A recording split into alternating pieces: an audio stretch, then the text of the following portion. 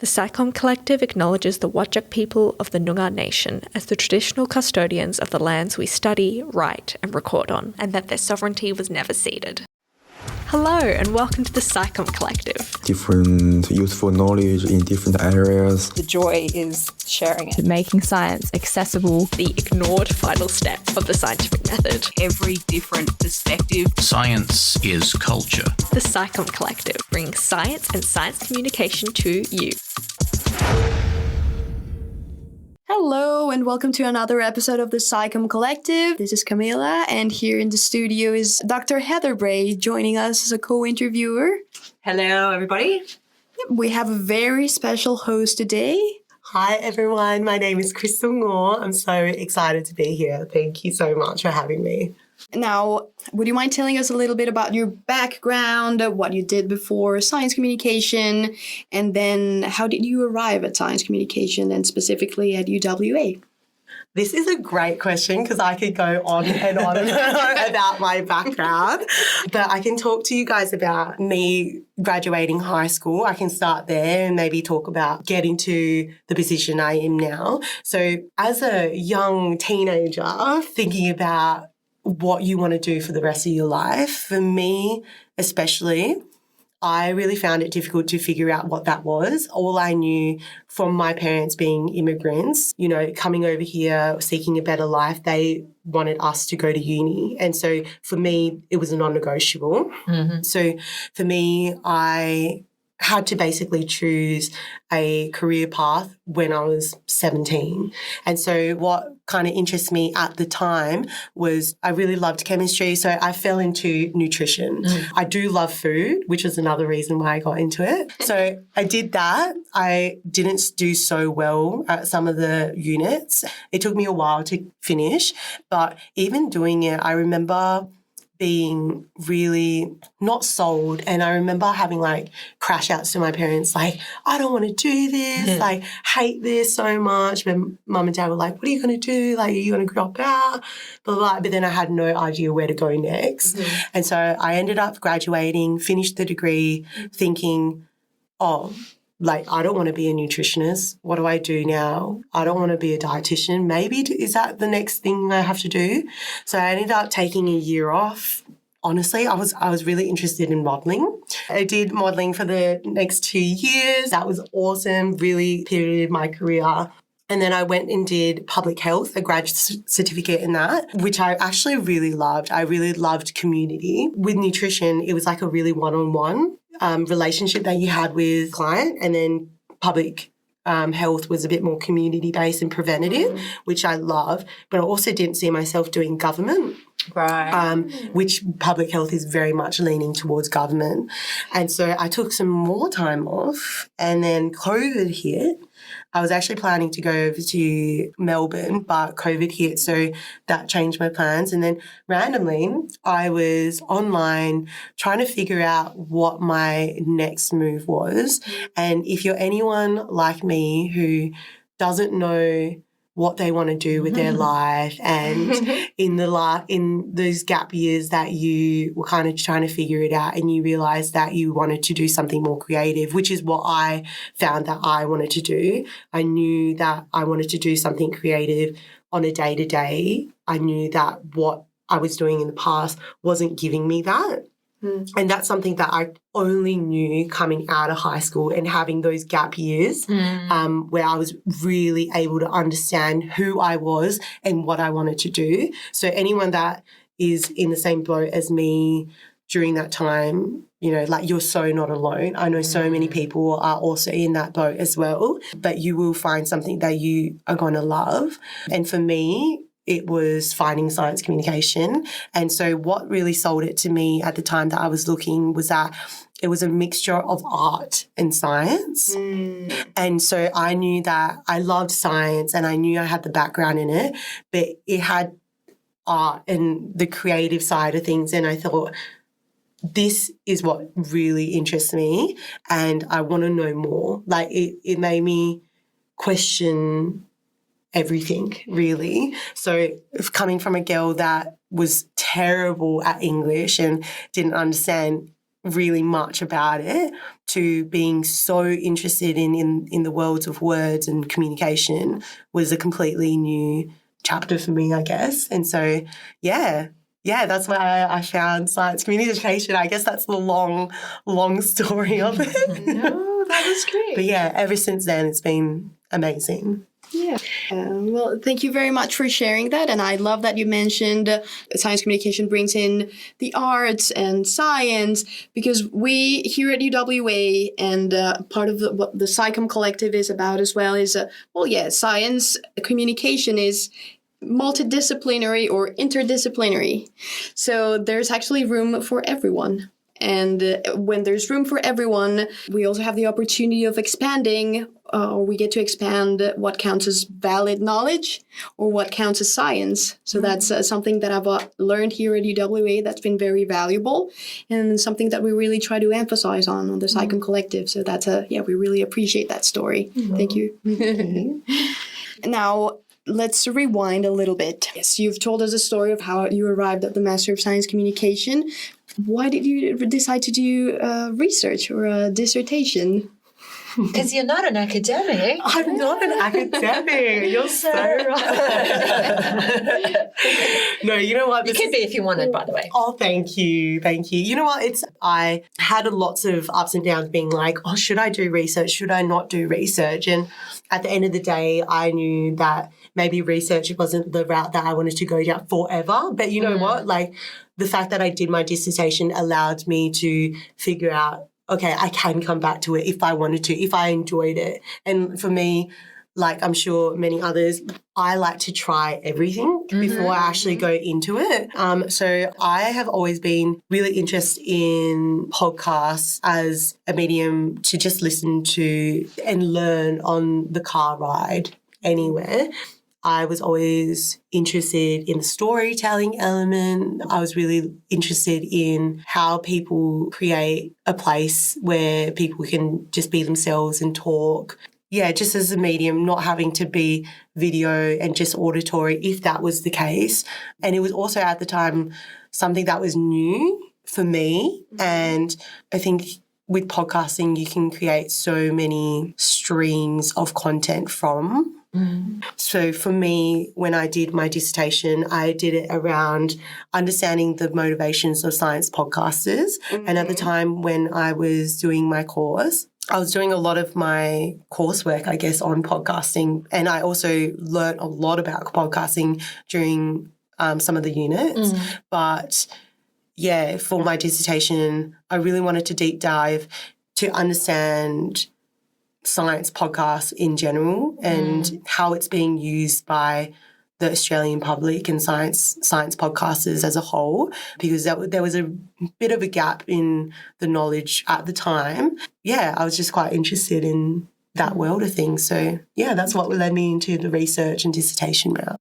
And I remember you reflecting at the time that it was actually a conversation with Rockwell Magellan, who's also part of our SCOM unity here, who said to you something along the lines of, think of it as the one opportunity you have to just find out something that you're really interested in, almost like think of it as a passion project rather than a pathway to a career in research. And do you feel like it was that for you? If there were the boring bits like the literature review and writing up the method, but in the end you spoke to 27 people who were doing something you were interested in. Yeah, absolutely. You're so right. And I think that was such a good learning curve for me talking to Rocky, because really, you're always battling your own mind thinking, is this the right choice for me? But yeah, you're so right. The skills that I learned talking to all the science podcasters throughout Australia who also share in the same passion that I do. Yeah, it was just a really great opportunity to not only meet those people and really learn what I was interested in. Now about your research, if you don't mind me getting into the details. Yes, cast your mind back. I know. It's been a while, but it's okay. What are some of the things that you found out and that surprised you, for instance, about the motivations driving Australian podcasters? Okay, Heather, you might help me out with this one because it's been a long time since I've written that paper up. But also, Actually, can I just interject? I mean, what is it like sort of going back and reading a paper or something that you wrote 2 years ago? Good question, yes. great question What's too. that like? Honestly, I feel proud of myself. Good. And I feel proud, but I also feel a bit crazy to go back and be like, I did this. Yeah. Like, I did this piece of work. But no, I wouldn't, this paper wouldn't even be here if it wasn't for you and Anne, honestly, as supervisors. So you guys were just unreal being able to get it out and publish in the Journal of Science Communication. So, yeah, thank you so much for that. That's all right. Because it was good work. So, what did you find? What was surprised you? Like, wow. I'm glad I know that. That's interesting. Yes. So in the past research, we looked at journal articles around, because there wasn't journal articles around the motivations of science podcasts, we really had to look outside of science podcasting at other platforms such as science YouTube, science blogging, science cafes as a source of background information. It gave me some ideas around who science communicators are outside of their workplace. So a lot of the things that came out of my research our research was they're all quite similar in terms of like their disciplinary background, but the way that they think about their goals and objectives, I guess. A lot of them, not only the gender disparity. So for the results of, I guess, the conclusions or the discussion that we drawn out of the research was that there was quite a gender disparity between men and women. For the research that I did, it was 20 Australian science podcasters across Australia. We basically found was that majority of the people were part of the research was, I think it was around 17 males who identified as male, 2 were female and 1 identified as non-binary, which was interesting because in science communication, we know from the research is that a lot of females go into those roles. And so in science podcasting, a lot of men do, which kind of coincides the same as science YouTube, which in a way wasn't unsurprising in a way. So that was interesting.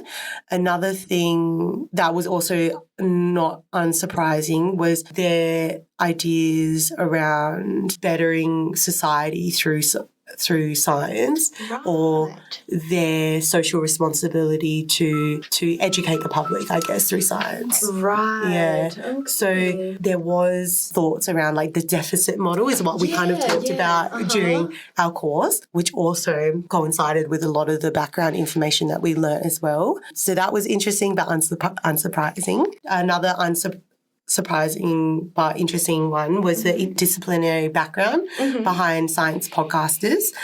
So a lot of the science podcasts, they were scientists, so they were probably practicing scientists who were doing a podcast outside of their usual work hours. So it was unsurprising that they have deficit models of communication because they may have not known about strategic science communication as a practice. And so maybe they hadn't thought about their audience and what it looked like for them to engage. So for example, podcasts, there could have been like, our goals are to make our audience be more educated. And so how they went about it, they were like, we'd do it because the tactic was to be funny and to make it seem a lot more approachable. But when it came to the goal, they didn't understand how the public was going to be educated, if that makes sense. So there was no actual long-term strategic plan.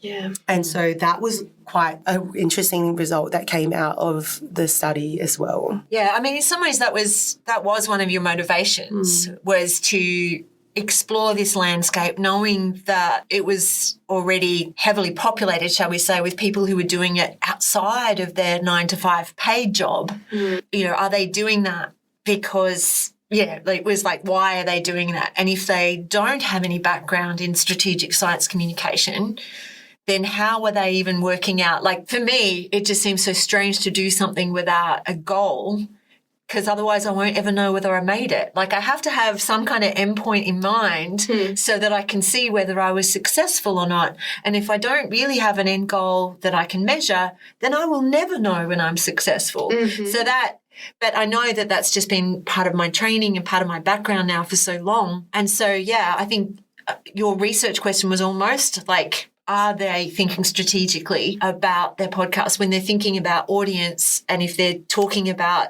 trying to achieve special effects with their audience, whether that be, oh, I've entertained my audience, I've educated my audience, I've made them aware of something. There was no mechanism for actually finding out whether the podcaster had achieved that goal with their audience. So they weren't necessarily asking their audience. And that was what I think we felt quite surprising, given that, you know, I do tend to emphasise how important audiences are in most of the units, to then sort of find people who weren't really thinking about the audience or making assumptions about them and not collecting that evidence. I think that was one of the things that surprised you, and that came out really strongly. Yeah, absolutely. Yeah, I think there was definitely a clear distinction between those that had disciplinary backgrounds in the sciences and the science communication, and their goals and objectives and how they understand audience as a whole. And, you know, a lot of the science communicators, their goal was to just have enjoyment in themselves. So for them, they were just like, I just do this because I enjoy it.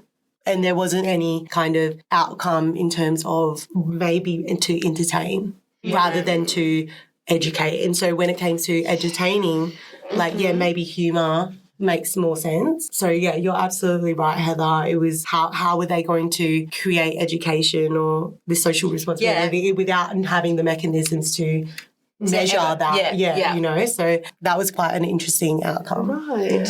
Although, Camilla, if I can throw one back to you, I mean, that finding in some ways that the podcasters had more personal goals around either doing something that they enjoy, or there was also a group that were wanting to improve their skills and see this as a bit of a sandpit. I mean, I remember when the PsyCom Collective was starting around the PsyCom Collective's goals.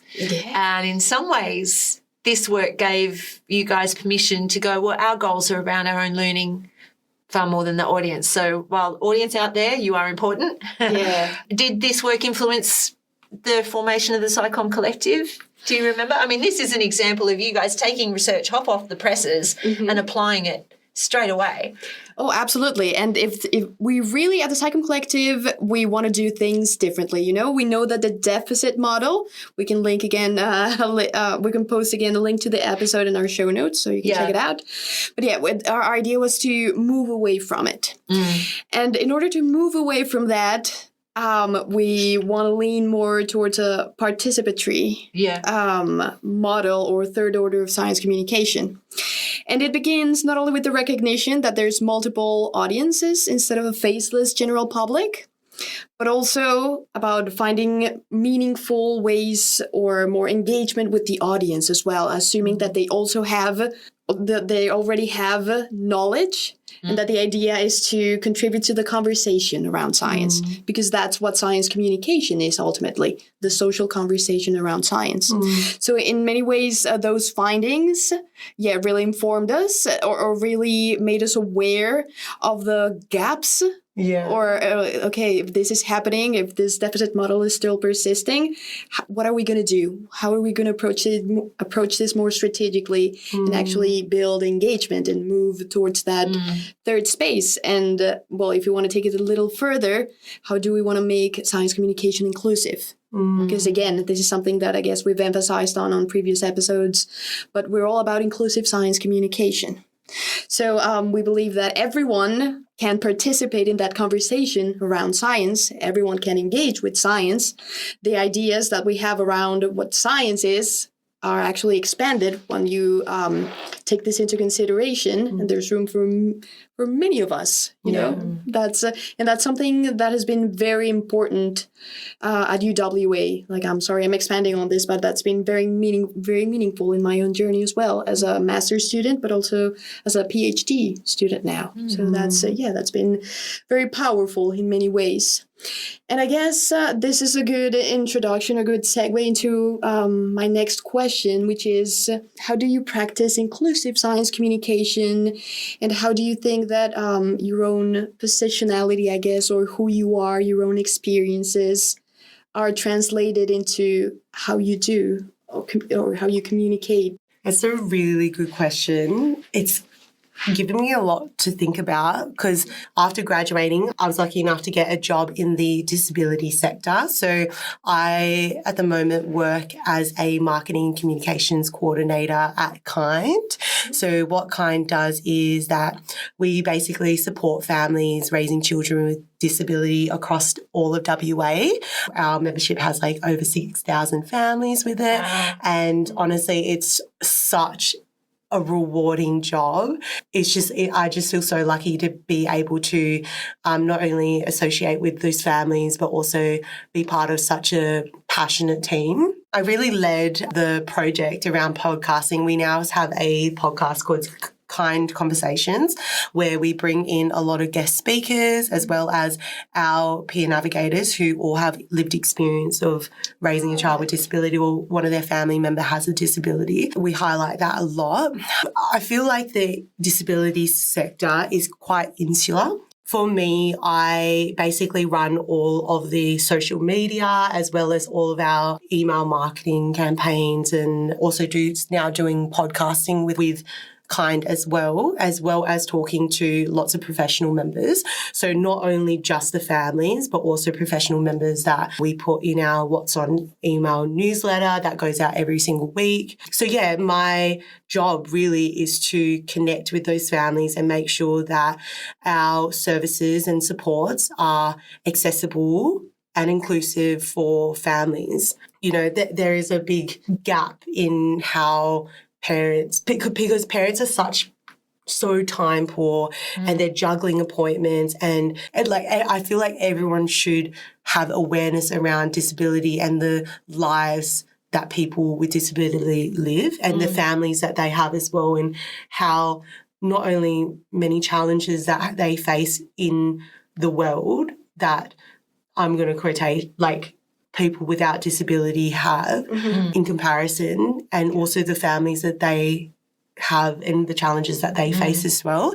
I think coming from nutrition and maybe my background, I have always felt a really strong gravitation to a world that's just and equitable for everyone. And that might be because I grew up as someone that's Asian, someone who came from a migrant family, who didn't really understand why I was different. I just don't think that that's fair, not only for me as like an Asian woman, but for people of all races or abilities, ages, all of that kind of stuff. I think there should be equality in all areas. And so it wasn't something that I really appreciated until I came into science communication. And I really love the word like inclusive science communication, because it was a practice that maybe at the time I didn't consider, but now reflecting, it was a massive part of why I felt so comfortable and so seen, I guess, in this space, because it was for me and it was for everyone that maybe hadn't felt accepted in the world, you know, and saying, yeah, science is for everyone and communication is for everyone and everyone should feel accepted in this world. You know, that was a big core part of like what we learned. I didn't really see myself in the disability sector, but as I've come into it, I've really found a true passion and love for making people with all abilities feel seen and heard and their families feel seen and heard in this big, ugly, like unequal world. And I really wanted to be a part of that. And I just really appreciate community and the strength and power of community and how that makes such a big difference in people's lives. So yeah, hopefully that absolutely makes that answers your question. Yeah, and thank you very much for sharing that. Yeah, that was very well put, very beautifully articulated as well. And yeah, it does mean a lot that you're sharing this with us. And also, if I may add, I think you're already doing inclusive science communication without even putting a label on it, or without even being aware that you were doing inclusive science science communication, because it all starts with acknowledging or shedding light on inequalities, and marginalized communities. And we know that there's a power imbalance there, and how do we re-engage with them, or how do we actually bring them in, and acknowledge them as knowledge holders as well in their own right. Yeah. So that's very important. I think your research does that, and you're doing this at your current role as well. So that's very important. Thank you for that. Thanks so much. Thanks, Krista, for coming back. It's been lovely to chat, lovely to catch up.